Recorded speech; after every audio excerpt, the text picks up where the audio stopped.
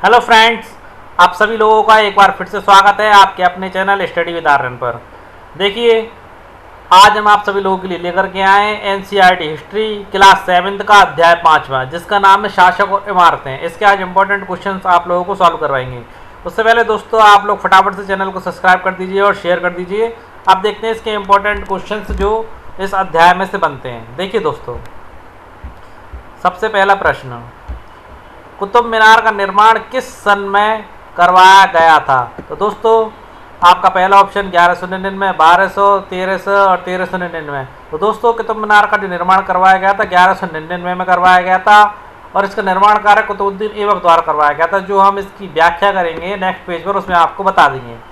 प्रश्न नंबर अगला देखिए, कुतुब मीनार पर उत्कीर्ण अभिलेख। देखिए दोस्तों, शायद ही आप लोगों को पता हो कि कुतुब मीनार पर एक अभिलेख भी उत्कीर्ण किया गया है। अभिलेख, ओके दोस्तों, कुतुब मीनार पर एक अभिलेख उत्कीर्ण है। इंपॉर्टेंट चीज़ है, ध्यान रखना इस चीज़ को। कुतुब मीनार पर उत्कीर्ण अभिलेख कौन सी भाषा में लिखा गया, उसकी भाषा पूछ रहा है प्रश्न।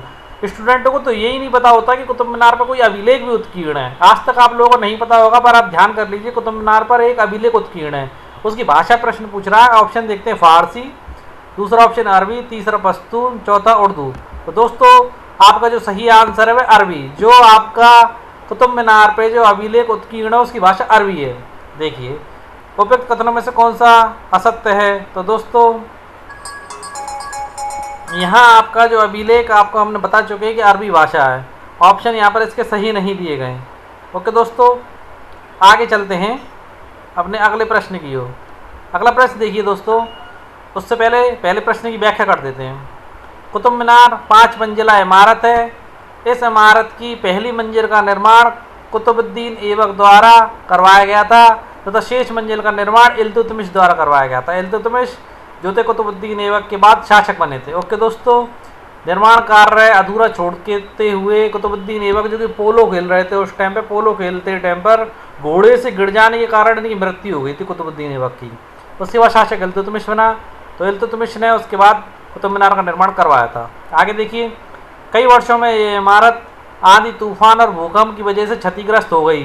अलाउद्दीन खिलजी, मोहम्मद तुगलक, फिरोज शाह तुगलक तथा इब्राहिम लोदी ने इसकी मरम्मत करवाई थी। अब देखिए, अभिलेख की पट्टिकाएं या इसके पहले छज्जे के नीचे, ये देखिए जो लिखा हुआ है ना, यही अभिलेख है। ये दो पट्टियाँ, एक तो पहली एरी आप सभी लोग देख पा रहे होंगे, दूसरी एरी नीचे वाली, अच्छे से देख लीजिए, ये अरबी भाषा में लिखा गया अभिलेख है। ओके दोस्तों, आगे बढ़ते हैं अपने अगले प्रश्न की ओर। यहाँ देखिए, 8वीं और 18वीं शताब्दी के बीच बनवाई गई इमारतों के संबंध में निम्नलिखित में से कौन सा कथन गलत है? देखिए, इस समय दो प्रकार की इमारतें बनवाई गई थी। पहली तरह की इमारतों में सुरक्षित, संरक्षित तथा इस दुनिया में आराम विराम की भव्य जगह, किले, महल तथा मकबरे थे। दूसरी श्रेणी में मंदिर, मस्जिद और कुओं का निर्माण करवाते थे। तीसरा, घरेलू स्थापत्य, व्यापारियों की विशाल हवेलियों के अवशेष 18वीं शताब्दी से ही मिलने शुरू होते हैं। 800 वर्ष पूर्व सभी इमारतें पत्थर या ईंटों की बनी होती थी। तो दोस्तों, यहाँ देखिए पहला ऑप्शन, इस समय दो प्रकार की इमारतें बनवाई जाती थी, बिल्कुल सही बात है। जो पहली प्रकार की इमारतें होती थी दोस्तों, सुरक्षा की दृष्टि से संरक्षित और इस दुनिया में आराम विराम की भव्य जगह होती थी, जिसमें किले शामिल हैं, महल शामिल और मकबरे शामिल हैं। और दूसरी श्रेणी की होती थी दोस्तों, में मंदिर होते थे, मस्जिदें होती थी, कुएँ होते थे और बावड़ियाँ हुआ करती थी। ओके दोस्तों, आगे देखिए, घरेलू स्थापत्य, व्यापारियों की विशाल हवेलियों के अवशेष 18वीं शताब्दी से मिलने शुरू होते हैं। कब से शुरू होते हैं? 18वीं शताब्दी से मिलने शुरू होते हैं। और देखिए दोस्तों, 800 वर्ष पूर्व सभी इमारतें पत्थर या ईंटों की बनी होती थी। नहीं दोस्तों, कुछ ही विशेष इमारतें होती थी 800 वर्ष पूर्व जो पत्थर या ईंटों की बनी होती थी। ओके दोस्तों, बाकी सब कच्ची ईंटों का या घास फूस का बना हुआ होता था या बांस वगैरह का बना हुआ होता था। आगे देखिए दोस्तों, अकबर द्वारा निर्मित आगरा के किले के संदर्भ में निम्नलिखित में से कौन सा कथन सही नहीं है? देखिए, आगरा का जो किला है, इसके निर्माण में 200 पत्थर काटने वाले श्रमिक लगाए गए थे, 200 सीमेंट और चूना बनाने वाले श्रमिक लगाए गए थे। इसके अलावा 10,000 अन्य मजदूरों की आवश्यकता पड़ी आगरा के किले के निर्माण में। उपरोक्त सभी विकल्प गलत हैं। तो दोस्तों, यह बात सत्य है कि पत्थर काटने के लिए आगरा किले के लिए 2000 मजदूर लगाए गए थे। तीसरा, 2000 सीमेंट और चूना बनाने वाले श्रमिक भी लगाए गए थे। अच्छी क्वालिटी का सीमेंट यूज़ किया जाता था और उसे पतली पतली गिट्टी में मिला करके उसे कंक्रीट बना दिया जाता था दोस्तों। ओके दोस्तों, और 10,000 अन्य आवश्यक या हेल्पर कह सकते हैं, जिसे बेलदार कह सकते हैं, ऐसी कैटेगरी के मजदूर लगाए गए थे। यानी कि यहाँ पर आपकी आगरा किले के संदर्भ में तीनों बातें सही हैं, आपका चौथा विकल्प गलत है। यहाँ पर आगे देखते हैं। मध्यकाल में प्रचलित शैली अनुप्रस्थ टोड़ा निर्माण का प्रयोग किसके निर्माण में होता था? मंदिरों के निर्माण में, मस्जिदों के निर्माण में, मकबरों के निर्माण में, उपरोक्त सभी। तो दोस्तों आप इस बात को ध्यान रखिए, अनुप्रस्थ टोड़ा निर्माण पद्धति का उपयोग मंदिर, मस्जिद, मकबरों आदि सभी के निर्माण में होता था। यानी ऑप्शन उपरोक्त सभी आपका सही है। अब देखिए रानी जी की बावड़ी, रानी जी की बावड़ी कहाँ स्थित है? राजस्थान में, उत्तर प्रदेश, गुजरात और कश्मीर। तो देखिए दोस्तों रानी जी की बावड़ी राजस्थान में स्थित है। इन प्रश्नों पर व्याख्या करेंगे नेक्स्ट पेज पर, ध्यान रखिएगा। अब देखिए दोस्तों अपने पिछले अध्याय में भी हम कुव्वत अल इस्लाम मस्जिद के विषय में बता चुके हैं।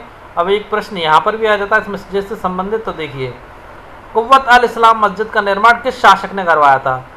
कुतुबुद्दीन ऐबक, इल्तुतमिश, अलाउद्दीन खिलजी, शाहजहां। तो दोस्तों आप लोगों को बता देते हैं कुव्वत अल इस्लाम मस्जिद का जो निर्माण करवाया गया था कुतुबुद्दीन ऐबक द्वारा करवाया गया था। आज के टाइम पे मस्जिद जीर्ण शीर्ण पड़ी हुई है, इसकी छत नहीं है दोस्तों। ओके दोस्तों, भगवान शिव की स्तुति में बनाए गए कंदरीय महादेव मंदिर का निर्माण किस शासक ने करवाया था? अनंगपाल तोमर, नागभट्ट, धंगदेव चंदेल, पृथ्वीराज चौहान। तो दोस्तों इसका आपका सही आंसर है धंगदेव चंदेल ने बनवाया था कंदरीय महादेव का मंदिर। अब सारे प्रश्न पर प्रकाश डाल देते हैं थोड़ा थोड़ा। आगे देखिए दोस्तों पहला प्रश्न आपका था कि अनुप्रस्थ टोड़ा पद्धति या टोड़ा निर्माण कला के संबंध में। तो देखिए दोस्तों, देखिए 7वीं और 10वीं शताब्दी के मध्य वस्तुकार भवनों में अधिक कमरे, दरवाजे और खिड़कियां बनाने लगे। ओके दोस्तों, छत, दरवाजे और खिड़कियां अभी 2 ऊर्ध्वाधर खंभों के आर पार, यानी ऊर्ध्वाधर ऐसे 2 होते थे और ऐसे करके इन्हें बनाया जाता था तीरनुमा, एक क्षैतिज रखकर बनाए जाते थे।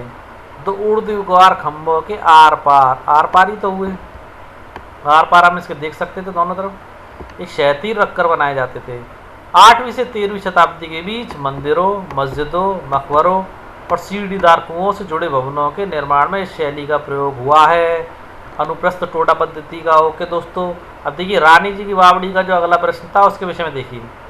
राजस्थान के बूंदी में स्थित रानी की बावड़ी उन 50 बावड़ियों में सबसे बड़ी थी जिसका निर्माण पानी की आवश्यकता की पूर्ति के लिए किया गया था। ओके दोस्तों, जो रानी जी की बावड़ी थी वह स्थापत्य सुंदरता के लिए विख्यात है। इस बावड़ी का निर्माण 1699 ईस्वी में रानी नाथावत जी ने, जो बूंदी के राजा अनिरुद्ध सिंह की रानी थी, ने करवाया था या किया था। ओके दोस्तों, कंदरीय महादेव का जो आपका तीसरा प्रश्न था उसे देख लीजिए। कंदरीय महादेव मंदिर का निर्माण चंदेल शासक राजा धंगदेव द्वारा 999 में किया गया था। कब किया गया था? 999 ईस्वी में। ओके दोस्तों, आगे देखते हैं अपना अगला प्रश्न। यहाँ देखिए दोस्तों, तंजावुर के राज राजेश्वर मंदिर के पास के गांव को चारुबल्लम क्यों कहा जाता है? तो दोस्तों देखिए, उस समय के मंदिरों में सबसे ऊंचा मंदिर होने के कारण दोस्तों ये चीज़ सही है कि वह मंदिर उस समय के मंदिर में सबसे ऊंचा था। परंतु इस प्रश्न में ये पूछ रहा है कि वो चारुबल्लम के मंदिर के जो गांव जो था, राज राजेश्वर मंदिर के गांव को चारुबल्लम क्यों कहा जाता था? अभी तो मंदिर की विशेषता हो गई, क्यों कहा जाता है ये थोड़ी बता रहा है। आप देखिए अगला प्रश्न, अगला ऑप्शन, चढ़ाईदार रास्ते के कारण, मंदिर के शिखर पर 90 टन का पत्थर ले जाने के कारण। ये तो हो ही नहीं सकता, मंदिर के शिखर पर 90 टन का ले जाओ या 80 टन का ले जाओ, उससे क्या मतलब आ रहा है? पूछ ये रहा है कि चारुबल्लम क्यों कहा जाता है। तो आपका ऑप्शन यहाँ पर दूसरा सही है, चढ़ाईदार रास्ते होने के कारण उसे चारुबल्लम कहा जाता था। आगे देखिए, किस मुगल बादशाह को इतिहासकारों ने साम्राज्य व धर्म की कार्यशाला का वास्तुशिल्पी बताया है? ऑप्शन पहला अकबर, दूसरा जहांगीर, तीसरा शाहजहां, चौथा औरंगजेब। तो दोस्तों आपका जो ऑप्शन जो सही है वो शाहजहां है। शाहजहां को इतिहासकारों ने साम्राज्य व धर्म की कार्यशाला का वास्तुशिल्पी बताया। इंपॉर्टेंट क्वेश्चन है दोस्तों, मध्यकाल में से और मुगल साम्राज्य में से। देखिए, निम्न में से किस मुगल शासक ने अपनी राजधानी शाहजहानाबाद को बनाया था? नाम से ही पता पड़ रहा है शाहजहानाबाद, तो शाहजहां ने बनवाया था। आगे देखते हैं। देखिए, फारसी शब्द आवाद और आबादी के संबंध में निम्नलिखित कथनों पर विचार कीजिए। आवाद या आबादी आब शब्द से निकला है। किस शब्द से निकला है दोस्तों? आब शब्द से। आवाद या आबादी शब्द का अर्थ है पानी। क्या शब्द है? पानी, पानी है इसका अर्थ। इसका अर्थ खुशहाली भी होता है। ओके दोस्तों, आवास शब्द का प्रयोग उस जगह के लिए होता है जब बसावट हो। बिल्कुल सही बात है, आबादी या आवास शब्द का प्रयोग बसावट के लिए होता है। आबादी का अर्थ जनसंख्या एवं समृद्धि दोनों ही बिल्कुल सही। तो आपके यहाँ पर सारे ऑप्शन सही है, 1 2 3 4। आगे देखिए, हौज ए सुलेमानी अथवा राजा का तालाब का निर्माण किसने करवाया था? कुतुबुद्दीन ऐबक, इल्तुतमिश, रजिया सुल्तान, गयासुद्दीन बलबन। तो दोस्तों आप लोगों को बता देते हैं, हौज ए सुलेमानी और राजा का तालाब का निर्माण इल्तुतमिश ने करवाया था। ओके, देखिए इसे प्रकाश डालेंगे इन प्रश्नों पर आगे। हरमंदिर साहब और उसका पवित्र सरोवर कहाँ स्थित है? दोस्तों पहले तो बता देते हैं पवित्र सरोवर स्थित कहाँ पर है। ये पवित्र सरोवर आपका अमृतसर में स्थित है। और हरमंदिर साहब को ही आपको स्वर्ण मंदिर के नाम से जाना जाता है। वेरी इंपॉर्टेंट चीज़ है, प्रश्न ऐसे ही घुमा के दिए जाते हैं, आप कभी भी सोच नहीं सकते कि हरमंदिर साहब कहाँ पर है या हरमंदिर साहब का गुरुद्वारा कहाँ पर है। तो ऐसे ही स्वर्ण मंदिर गुरुद्वारा के नाम से भी जाना जाता है, जो अमृतसर में स्थित है। ओके दोस्तों, आगे बढ़ते हैं। यहाँ देखिए, सुल्तान इल्तुतमिश ने दहली कोहाना, दहली का प्राचीन नाम, कि एकदम निकट एक विशाल तालाब का निर्माण करके व्यापक जलाशय को हौज सुलेमान या राजा का तालाब कहा था। ये पॉइंट आपको क्लियर हो गया होगा। अब अगला प्रश्न देखते हैं, प्रश्न नंबर 15। पांड्यन राजा श्रीमर श्रीवल्लभ के श्रीलंका आक्रमण के संदर्भ में निम्नलिखित कथनों पर विचार कीजिए। देखिए, इन्होंने श्रीलंका पर आक्रमण कर राजा सेन प्रथम, जो 1831 से 1851 तक जिनका शासन था, उन्हें पराजित किया था। बिल्कुल सत्य बात है। दूसरा, बौद्ध भिक्षु व इतिहासकार धम्मकित्ती, ढंग से ध्यान कर लेना, बौद्ध भिक्षु व इतिहासकार धम्मकित्ती ने क्या कहा? यह रत्न महल में रखी स्वर्ण की बनी बुद्ध की मूर्ति और विभिन्न मठों में रखी सोने की प्रतिमाओं को अपने साथ ले गया था। कौन ले गया था? श्रीवल्लभ। दोस्तों अब क्या होता है कि आत्मस्वाभिमान के कारण लोग बदला लेना चाहते हैं, तो सिंगली शासक के आत्मस्वाभिमान को उससे धक्का लगा और सिंगली शासक सेनदुत्य, किसने? सेनदुत्य ने अपने सेनापति को पांड्यों की जो राजधानी थी मदुरई पर आक्रमण करने का आदेश दिया। ये बात आपकी सही है, ये भी सही है और आपकी पहली बात भी सही है। देखिए, इस अभियान में बुद्ध मूर्ति को ढूंढने और वापस लाने कोई प्रयास नहीं की गई, ये बात बिल्कुल गलत है। इस अभियान में सीधा सीधा सेनापति को निर्देश दिया गया था उस बौद्ध मूर्ति को ढूंढा जाए जिसे आपका श्रीवल्लभ ले गया था। ओके दोस्तों, और काफ़ी प्रयास किए गए, परंतु इतिहास में ये फैक्ट नहीं मिल पाता है कि वो मूर्ति को ढूंढने में सफल रहे थे या असफल रहे थे। ओके दोस्तों, यानी कि उपयुक्त कथनों में से कौन सा कथन असत्य है? तो आपका चौथा कथन असत्य है। आगे देखते हैं अगला प्रश्न। 11वीं शताब्दी में चोल शासक राजेंद्र प्रथम ने अपनी राजधानी में शिव मंदिर का निर्माण करवाकर उसे पराजित शासकों से जब्त की गई उत्कृष्ट प्रतिमाओं से भर दिया। किस संदर्भ में निम्नलिखित कथनों पर विचार कीजिए। देखिए दोस्तों, राजेंद्र प्रथम ने जो राजाओं को पराजित किया था, उनसे जो प्रतिमाएं मिली थी, उन्हें एक मंदिर बनवाकर उन प्रतिमाओं को वहां रख दिया। अब देखिए कौन कौन सी प्रतिमाओं से कहां से मिली थी, इस संबंध में आपका प्रश्न पूछ रहा है आपसे। देखिए, चालुक्य से प्राप्त एक सूर्य पीठिका, बिल्कुल सही है। एक गणेश मूर्ति मिली थी और दुर्गा की कई मूर्ति मिली थी चालुक्य से उसे, और पूर्वी चालुक्य से उसे नंदी जी की मूर्ति मिली थी उसे, और उड़ीसा के कलिंग से उसे भैरव और भैरवी की प्रतिमा मिली थी, और बंगाल के पालों से उसे काली की मूर्ति मिली थी। और दोस्तों एक चीज़ और देखिए, गजनी का सुल्तान महमूद इससे समकालीन था और उस समय कोई ऐसा इंपॉर्टेंट शासक नहीं था, परंतु मंदिरों को नष्ट करके, खासतौर से सोमनाथ मंदिर को नष्ट करके, उसने एक महान इस्लामिक योद्धा के रूप में श्रेय पाने का प्रयास किया था। ओके दोस्तों, यानी आपके यहाँ पर सारे ही कथन सही हैं। आगे देखते हैं, चारवाक बनाने की परंपरा, चारवाक शैली थी दोस्तों। चारवाक बनाने की परंपरा किस मुगल शासक के समय प्रारंभ हुई थी? चारवाक शैली ऐसी शैली थी दोस्तों, यहाँ पर बिल्कुल परपेंडिकुलर ऐसे तो नदियाँ बनाई जाती थी कृत्रिम, और नदियों में बिल्कुल फिक्स नाप के बागों को विकसित किया जाता था। इस प्रकार से ये चौकोर हिस्से बना रहा हूँ, चौकोर हिस्सों में बागों को विकसित किया जाता था। ठीक है दोस्तों, ये चारवाक शैली कहलाई थी मुगल काल की। क्या कहलाई थी? चारवाक शैली। और इन जो कृत्रिम नदियाँ होती थी, इन पानी बहता रहता था। ओके दोस्तों, देखिए ऐसे इस प्रकार पानी का बहाव इनमें होता रहता था। प्रश्न पूछ रहा है, चारबाग बनाने की परंपरा किस मुगल शासक के समय प्रारंभ हुई थी? तो दोस्तों ये परंपरा आपके अकबर के समय में प्रारंभ हुई थी, परंतु इंटरेस्ट जो था वो हुमायूं के समय से, बाबर के समय से इन लोगों का इंटरेस्ट था, जिसे औपचारिक चारबाग कहा जाता था, परंतु परंपरा की शुरुआत अकबर के समय में हुई थी। आगे देखते हैं, शालीमार बाग का सीढ़ीदार चारबाग कहाँ स्थित है? तो दोस्तों शालीमार बाग का आगरा, दिल्ली, कश्मीर या लखनऊ? तो दोस्तों आपको बता देते हैं, शालीमार बाग का सीढ़ीदार चारबाग आपका कश्मीर में स्थित है। कहाँ स्थित है? कश्मीर में। मुगल शासक हुमायूं का मकबरा कहाँ स्थित है? दिल्ली, आगरा, फिरोजाबाद, दौलताबाद। तो दोस्तों आप लोगों को बता देते हैं मुगल शासक हुमायूं का मकबरा दिल्ली में स्थित है। आगे अगला प्रश्न देखते हैं। दिल्ली के लाल किले के सिंहासन, यानी कि लाल किला जिसका निर्माण आपका शाहजहां ने करवाया था, दिल्ली वाला, दिल्ली के लाल किले के सिंहासन के पीछे पित्रादूरा पित्रादूरा की जो श्रृंखला बनाई गई थी उसके संदर्भ में निम्नलिखित कथनों में से कौन सा कथन सही नहीं है? अब देखिए दोस्तों, पित्रादूरा उत्कीर्णित संगमरमर अथवा बलुए हुए पत्थर पर रंगीन ठोस पत्थरों को दबाकर बनाए गए सुंदर और अलंकृत नमूने हैं। ये बात बिल्कुल सही है दोस्तों। अब दोस्तों था क्या पित्रादूरा में, उसे देखिए। इसे पौराणिक यूनानी देवता आर्फियस को बीड़ा बजाते हुए दिखाया गया है।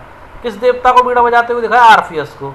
अब दोस्तों मुद्दा ये उठता है कि मुगल शासक जो कि निर्गुण ब्रह्म को मानने वाले थे, मुस्लिम धर्म के थे, उन्होंने ऐसा चित्र क्यों बनवाया? क्या खासियत रही उसमें? तो देखिए, ऐसा माना जाता है कि आर्फियस का संगीत आक्रामक जानवरों को भी शांत कर सकता था और वो शांतिपूर्वक एक दूसरे के साथ रहने लगते थे। क्योंकि दोस्तों आप समझ गए होंगे किस लिए मुगलों ने इनका चित्र बनवाया था। इन्होंने इसलिए बनवाया था क्योंकि आक्रामक जानवर को भी उनका संगीत जो था शांत कर देता था और वो शांतिपूर्वक एक साथ रहने लगते थे। तो मुगल साम्राज्य के समय में भारत में विभिन्न समुदाय, विभिन्न जातियाँ रहती थी जो एक दूसरे की दुश्मन भी थी। तो उन सब लोगों में शांति और प्रेमपूर्ण सौहार्द लाने के लिए उन्होंने आर्फियस की जो चित्र बनवाया था बीड़ा बजाते हुए। अब देखिए दूसरा, आपका तीसरा ऑप्शन भी सही है। आर्फियस यूनानी देवता न होकर मिस्र का देवता, तो ये पॉइंट गलत है क्योंकि आर्फियस आपका यूनान का ही देवता था। यूनान वही जगह जहाँ से आपका सिकंदर महान बिलोंग करता है। ओके दोस्तों, आगे देखते हैं। ये देखिए दोस्तों, हुमायूं के मकबरे के चारबाग का जो पैटर्न है वो मैंने लगा दिया है, यानी नक्शा जैसे कह सकते हैं। कब बनाया गया था ये? 1562 से 1571 तक। अब देखिए ये जो इसका जो बना हुआ है हुमायूं का मकबरा, ये उसका नक्शा मान सकते हैं आप इसे, जो चारबाग शैली में बनाया गया है। देखिए बिल्कुल चारबाग अलग अलग डिब्बे और ये नदी नहर निकल रही हैं, आपको दिख रही होंगी। ये देखिए ये आप देख सकते हैं, सब चीज़ अलग अलग दिख रही है आपको, ये नहरें निकलती हुई कृत्रिम। तो देखिए 1562 और 1571 के बीच निर्मित हुमायूं का मकबरा। क्या आप नहरों को देख सकते हैं? मैंने आपको दिखा दी है नहरें कैसे दिख रही हैं। ओके दोस्तों, यहाँ भी आप देख सकते हैं डायरेक्ट, ये देखिए, देख पा रहे हैं। अब देखिए दिल्ली में दीवान आम का सिंहासन का छज्जा देखिए दिख रहा है आपको 1648, और इसके पीछे ही आर्फियस की मूर्ति का निर्माण किया गया था, जो मैं अभी आपको बता चुका हूँ। आगे देखते हैं। दिए गए निम्नलिखित कथनों में से कौन सा है, कौन से कथन सत्य है? शाहजहां ने ताजमहल के नक्शे में नदी तट बाग की योजना अपनाई थी।